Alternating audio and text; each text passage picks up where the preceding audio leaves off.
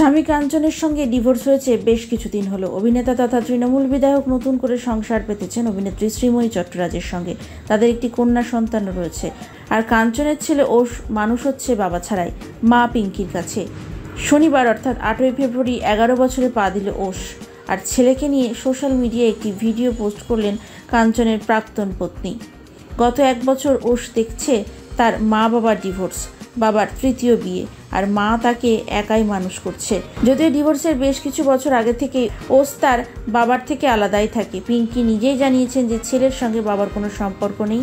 ছেলের জন্মদিনে তার কিছু মিষ্টি ছবির ভিডিও কোলাজ করে শেয়ার করেছেন সিঙ্গল মাদার পিঙ্কি। তিনি লেখেন, আমার ভালোবাসা, তুই আমার আত্মা, শুভ জন্মদিন ওশ, তোর মতো মানুষকে জানতে পেরে আমি ধন্য। এক সংবাদ মাধ্যমে পিঙ্কি জানিয়েছেন যে ওশকে জন্মদিনের শুভেচ্ছা জানায়নি কাঞ্চন। ওশ খুব ভালো ছেলে বলেই জানিয়েছেন অভিনেত্রী। ছেলের কোনো বায়না অভাব অভিযোগ নেই, বাবার কথা জানতেও চায় না ওশ। ছোট থেকেই পিঙ্কি তার ছেলেকে এইভাবেই বড় করে তুলেছেন। তবে পিঙ্কি জানিয়েছেন ওশ এখনও খাতা কলমে মল্লিক আর মনে প্রাণে বন্দ্যোপাধ্যায়। ওশকে নিয়ে কাঞ্চন পত্নী আগেও জানিয়েছেন যে তার ছেলে খুবই ভালো, খুব অল্প বয়সে পরিণত হয়ে উঠেছে সে। ছেলের মুখের দিকে তাকাতে কোনোভাবেই প্রাক্তনের কথা মনে পড়ে না পিঙ্কির।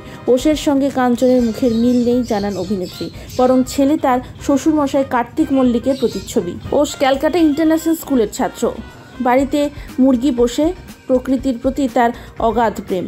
পিঙ্কি জানিয়েছে তার ছেলে ড্রামা ক্লাসে যেতে ভালোবাসে, কারণ মা বাবা দুজনেই অভিনয় জগতের সঙ্গে যুক্ত।